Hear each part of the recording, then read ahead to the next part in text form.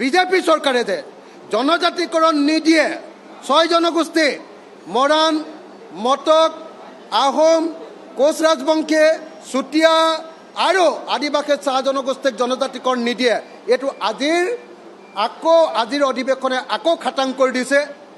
লগতে কলিতাসকল আৰু নাথ যোগীসকলে যি দাবী কৰি আছে তেওঁলোকৰো যে দাবী কোনো পধ্যে পূৰণ নকৰে সেইটো খাটাং। এটা ব্ৰাহ্মণ্যবাদী পাৰ্টি, ই কেতিয়াও জনজাতিকৰণ কোনো জনগোষ্ঠীক নকৰে। গতিকে এই মুহূৰ্তত আমি অতি সোনকালে প্ৰধানমন্ত্ৰীয়ে দিয়া প্ৰতিশ্ৰুতি অনুসৰি অসমৰ 6 জনগোষ্ঠীয়ে লগতে কলিতা আৰু নাথ যোগীসকলক জনজাতিকৰণ কৰিবৰ কাৰণে দাবী উত্থাপন কৰিছোঁ। আৰু এটা কথা আছে, আজি আমি আমাৰ কৰ্মচাৰীসকলৰ 60% যি মৰগীয়া বানচ বিত্তমন্ত্ৰীৰ সন্মুখত উত্থাপন কৰিছিলোঁ আৰু 60% মৰগীয়া বানচ দিয়াৰ কাৰণে ধন্যবাদ জ্ঞাপন কৰিছিলোঁ। কিন্তু জুন মাহৰ পৰা নহয়, 1 জানুৱাৰী তাৰিখৰ পৰা মৰগীয়া বানচ দিব লাগিছিলে। গতিকে 1 জানুৱাৰী তাৰিখৰ পৰা অসমৰ কৰ্মচাৰীসকলক মৰগীয়া বানচ দিবৰ কাৰণে আজি বিধানসভা উত্তাল কৰি দিয়া হৈছিলে।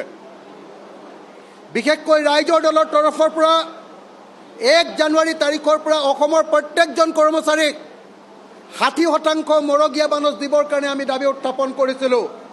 কিন্তু বিত্তমন্ত্ৰীয়ে এইটো নিদিওঁ বুলি ঘোষণা কৰিছে। আমি কেতিয়াও এৰি নিদিওঁ। গোটেই বিধানসভাৰ সময়খিনিত আমি কৰ্মচাৰীসকলক 60% মৰগীয়া বানচ 1 জানুৱাৰী তাৰিখৰ পৰা দিবৰ কাৰণে বাধ্য কৰিবৰ কাৰণে লাগি থাকিম। 1 নম্বৰ। 2 নম্বৰ, আমি দাবী উত্থাপন কৰিছিলোঁ আজি যে অসমৰ সকলো কৰ্মচাৰীৰ কাৰণে পুৰণি পেঞ্চন পদ্ধতি OPS অল্ড পেঞ্চন ছিষ্টেমৰ আমাক পেঞ্চন দিয়াৰ ব্যৱস্থা কৰিব লাগে।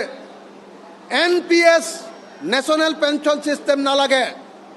আমাক অল্ড পেঞ্চন ছিষ্টেমত আমাক প্ৰত্যেকজন কৰ্মচাৰীক পেঞ্চন দিয়াৰ ব্যৱস্থা কৰিব লাগে বুলিও দাবী উত্থাপন কৰিছিলোঁ।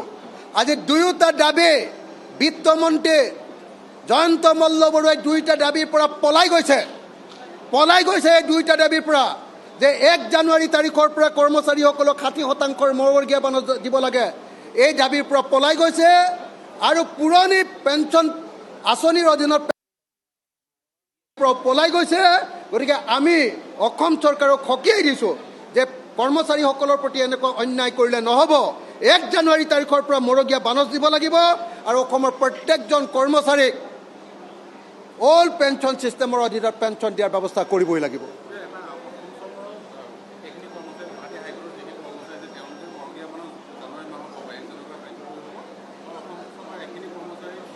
হয়, এইটো দুৰ্ভাগ্যজনক কথা। যে গুৱাহাটী হাইকোৰ্টৰ যিসকল কৰ্মচাৰীক তেওঁলোকক 1 জানুৱাৰী তাৰিখৰ পৰাই মৰগীয়া বানচ দিয়া হৈছে। একে ষ্টেট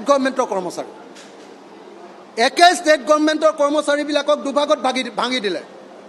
গুৱাহাটী হাইকোৰ্ট যিহেতু হাইকোৰ্টত কাম কৰে, গতিকে চৰকাৰে ভয় খায় তেওঁলোকক 1 জানুৱাৰী তাৰিখৰ পৰা মৰগীয়া বানচ দিছে আৰু বাকী গোটেই কৰ্মচাৰীসকলক অৰ্থাৎ অসমৰ বেছি সংখ্যক কৰ্মচাৰীক মৰগীয়া বানচ 1 জানুৱাৰী তাৰিখৰ পৰা নিদি জুন মাহৰ পৰা দিবলৈ সিদ্ধান্ত লৈছে। তাৰ ফলস্বৰূপে গোটেই জীৱন জুৰি কষ্ট কৰি থকা আমাৰ কৰ্মচাৰীসকলৰ যথেষ্ট লোকচান হৈছে। আৰু সেইকাৰণে মই অসমৰ প্ৰত্যেকজন চৰকাৰী কৰ্মচাৰীক 1 জানুৱাৰী তাৰিখৰ পৰা মৰগীয়া বানচ দিবৰ কাৰণে দাবী উত্থাপন কৰিলোঁ। Thank U.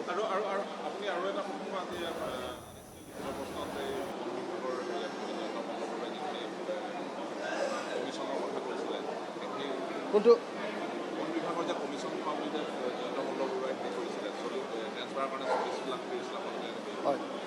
মই আজি প্ৰশ্ন উত্থাপন কৰিছিলোঁ যে বন বিভাগৰ মন্ত্ৰীয়ে কৈছিলে যে একচুৱেলি এজন মানুহক ট্ৰেন্সফাৰ কৰিবৰ কাৰণে ফৰেষ্ট ডিপাৰ্টমেণ্টত 30ৰ পৰা 40 লাখ টকাৰ অবৈধ লেনদেন হয়। মই সুধিছিলোঁ যে তেনেকুৱা ঘটনা ঘটাৰ প্ৰমাণ আচলতে মন্ত্ৰীজনৰ হাতত আছেনে নাই। কিন্তু তাৰ যথাযোগ্য উত্তৰ আজি বন মন্ত্ৰীয়ে দিবলৈ সক্ষম নহ'ল। আৰু মই আপোনালোকক আগতে কৈছোঁ যে জয়ন্ত মল্লবৰুৱাই এমাহ হুলস্থুল কৰিব। এমাহ হুলস্থুল কৰি আগতে যিকেইটা মানুহে কমিশ্যন উঠাইছিলে সেইকেইটা মানুহক বদলাব। জয়ন্ত মল্ল বৰুৱাৰ নিজৰ মানুহকেইটাক কমিশ্যন উঠোৱা ঠাইখিনিত বহুৱাব আৰু বহুৱাৰ পাছত জয়ন্ত মল্ল বৰুৱাই সেই কমিশ্যন ল'ব। সেইকাৰণে এই হুলস্থুলটো কৰি আছে। সেইকাৰণে ইণ্টাৰেষ্টিংলি অসমৰ মুখ্যমন্ত্ৰীয়েও সেইদিনা জয়ন্ত মল্ল বৰুৱাক কৈছে, এই নতুন মন্ত্ৰী হ'লে প্ৰথমতে এমাহ চিঞৰ-বাখৰ কৰি তাৰ পাছত এইটো লাগু কৰে নে নকৰে তেতিয়াহে দেখা যাব। দেখা গৈছে যে অসমৰ মুখ্যমন্ত্ৰী হিমন্ত বিশ্ব শৰ্মাই সন্দেহ কৰি আছে যে জয়ন্ত মল্ল বৰুৱাই প্ৰথমে হাল্লা হুলস্থুল কৰি ফৰেষ্ট ডিপাৰ্টমেণ্টৰ অফিচাৰবিলাকক ভয় খুৱাই লৈছে। ভয় খুৱাই লৈ কমিশ্যনটো যাতে তেওঁৰ মানুহৰ জৰিয়তে তুলিব পাৰে আৰু কমিশ্যনটো যাতে আগতকৈ বেছি তুলিব পাৰে, তাৰ কাৰণে জয়ন্ত মল্ল বৰুৱাই এইবিলাক কৰি আছে। সেইকাৰণে মই ভাবোঁ যে জয়ন্ত মল্ল বৰুৱাক আমি প্ৰত্যেকজন সাংবাদিকে, সংবাদ মাধ্যমে, অসমৰ জনতাই, আমি বিৰোধী পক্ষই তাক লক্ষ্য কৰি থাকিব লাগিব যে ভৱিষ্যতে ফৰেষ্ট ডিপাৰ্টমেণ্টৰ ৰেভিনিউ বঢ়োৱাৰ ক্ষেত্ৰত তেওঁ কি ট্ৰেন্সপাৰেণ্ট ব্যৱস্থা গ্ৰহণ কৰিব পাৰিছে। Thank U.